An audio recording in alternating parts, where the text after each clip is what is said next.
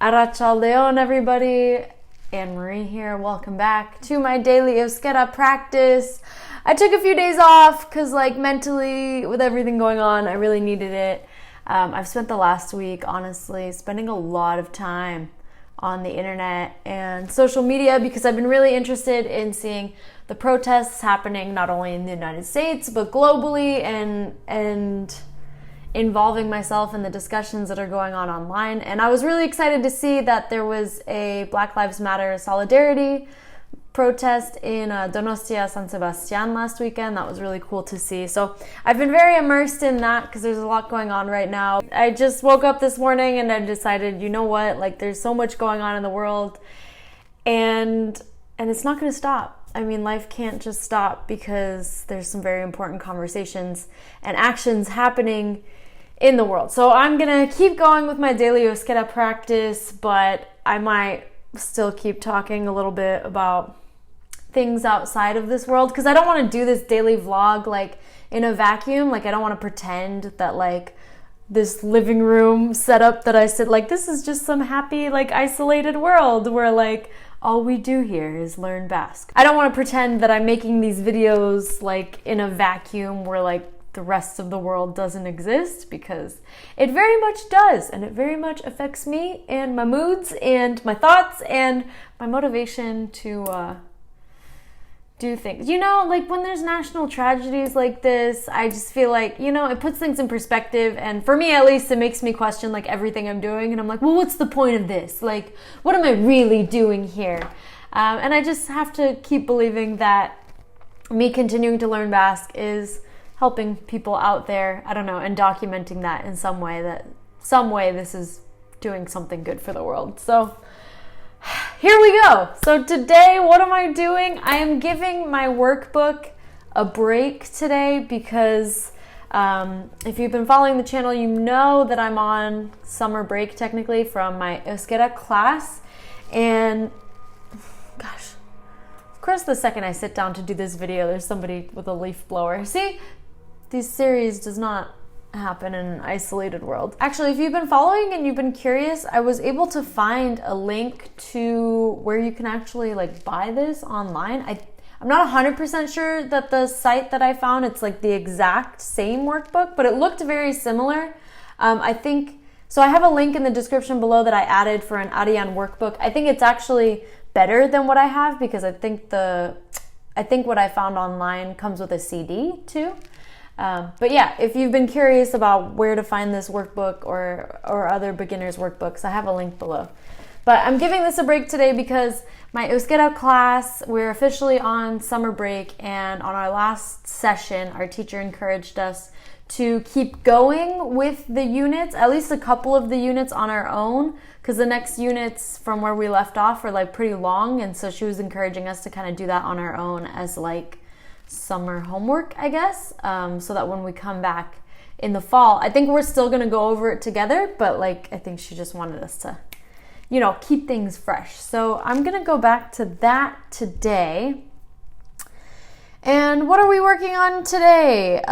So we just learned a new, I don't know if it's technically a verb tense. I don't really know grammar terms. What's a verb tense? But it's a new way of conjugating in the present verb tense. So we've learned how to do some present tense, but this is a very particular kind of conjugation that means when you do something regularly, when you have a habit, when you're doing something, I guess there's a different verb tense for saying I do this, like I am making a video now. And there's a different verb ending for saying I regularly make videos, I always make videos, I guess. So we're practicing that today. If anybody knows what that is called, I'm a little confused. But what we are doing is we're adding ten or tsen on the end of a verb to say when you habitually do something.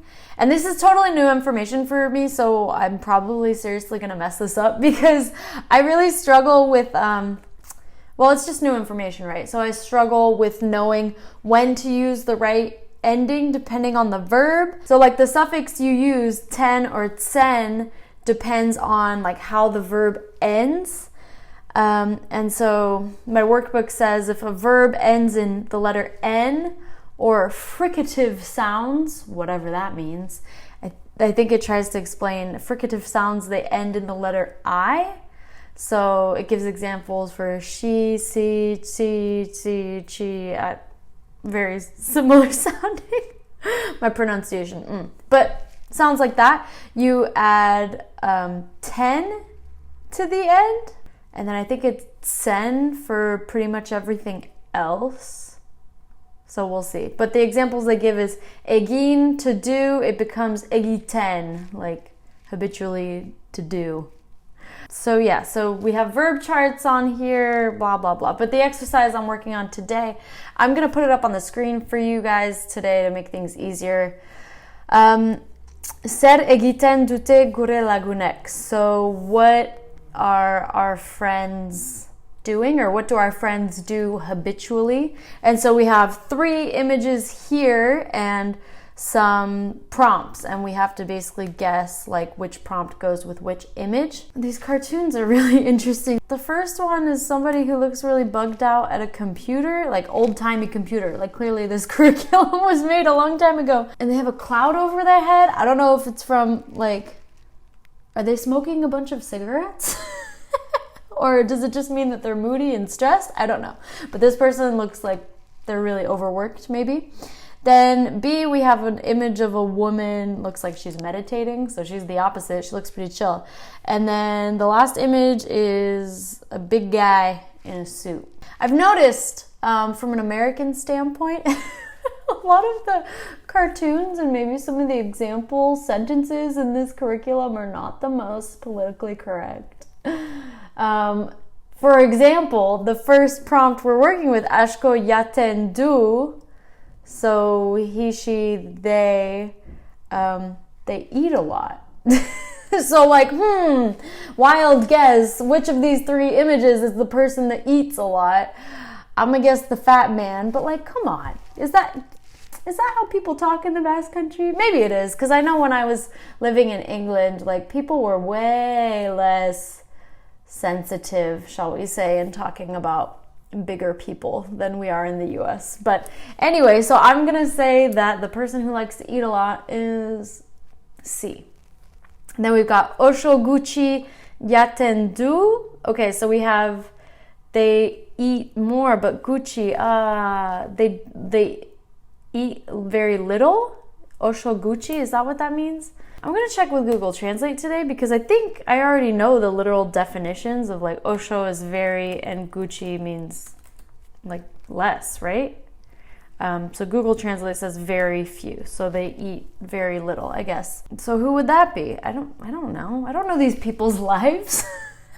I'm way overthinking this. I'm like, I don't know. I guess since we just said the fat man was the one who eats a lot, it can't be him.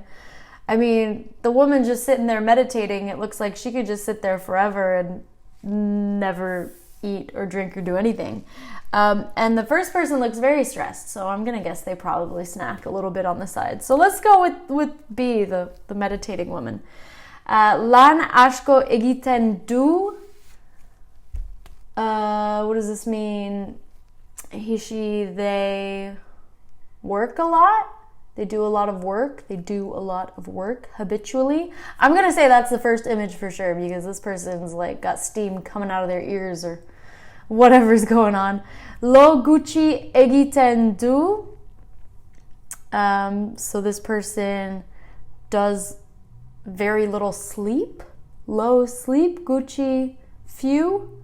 So they don't sleep much. I'm guessing that's what that translates to. I'm going to say the first person again because they look frazzled. Kirol ashko egiten du. This person does a lot of sports habitually. Gosh, this is full of stereotypes. I'm like, I don't know, the fat guy could be very athletic. Like maybe he's just got a thyroid issue. I don't know. But let's just stick to the stereotypes. Let's just, gosh, this is so uncomfortable for me. I'm like so well trained to I think I'm well trained to not make assumptions based on people's body types, but okay, Let's go with the meditating lady. Let's say that she just went for a very long run and is meditating after that. Kafe aşkı edaten. This person drinks a lot of coffee habitually. I'm going to say that's the stressed out person because they don't sleep very much, clearly. So let's say they drink a lot of coffee. Aşkı eretsen. Yeah. Aşkı eretsen du. I might know what eretsen means, but I'm kind of blanking on it. So I'm going to check out my Morris Dictionary, Basque English Dictionary, which is a little bit of a personal challenge to me because I don't really know what the root verb here is. I mean, eretsen is the conjugation, but what's the actual word I should be looking up here? Let's just see the dictionary and see if the first few letters will help me figure this out. Because I haven't used this dictionary in a while. I kind of miss it. I want to see what's going on here. Oh, who knew? There are a lot of words in Basque that start with E-R-R-E. I thought this would be easy. But it is not. Wow, there's like pages of them. Why? Clearly, I don't know any of these words. Eresatu? Is that the verb we're looking at? To pray? Eresatu? This person prays a lot? I don't know if that's the right verb I'm supposed to be finding here, but it might be. So let's just say that's it. But if you speak Basque and if eretsen does not mean like to pray habitually, like please let me know in the comments. But let's just take a guess. We'll say the meditating lady says a lot of prayers. Wow, I think there's no right or wrong answer to this. I'm guessing. I think I'm overthinking this. Alcohol, aşkı edaten. This person drinks a lot of alcohol. Oh, let's keep the stereotypes going. Let's say the fat guy drinks a lot of alcohol. He looks like kind of when I lived in London, the bigger dudes in the suits, like at the pub on a Friday afternoon. Yeah, you see that belly right there, a little beer belly.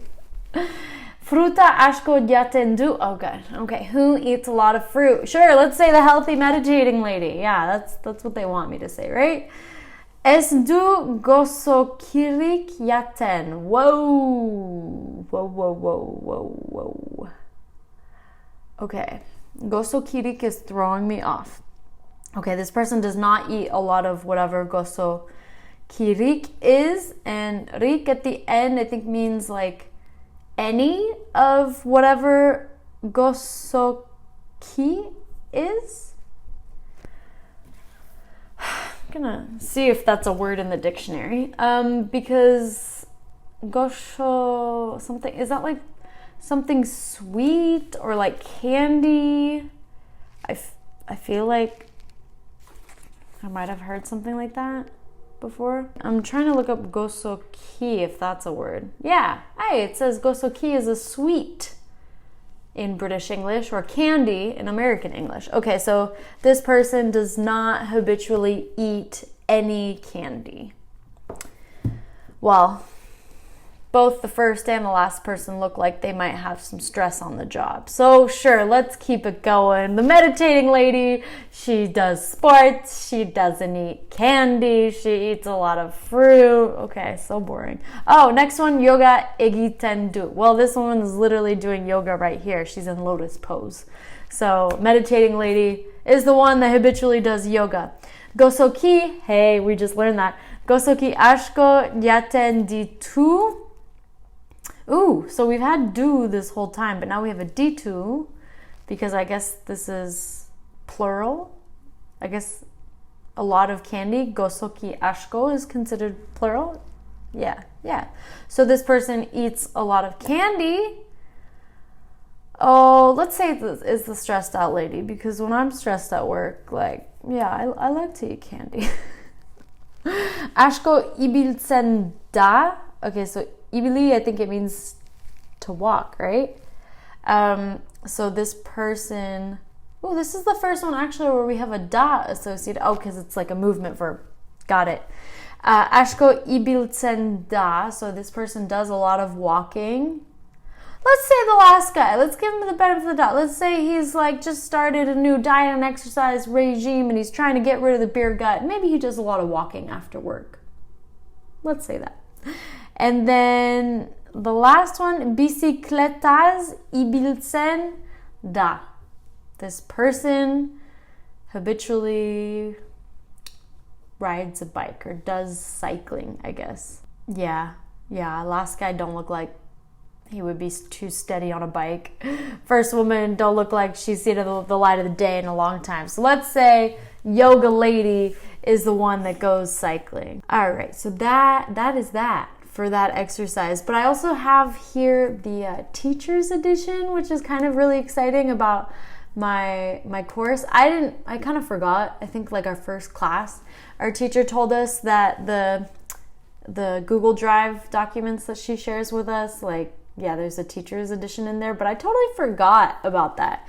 But I think that's very helpful for summer school, because I can't contact her to have her correct my things for me. So let's see if they have answers. Let's go through it person by person. So the first person that looked really stressed out in work, they said that person lan asko egiten du, they do a lot of work.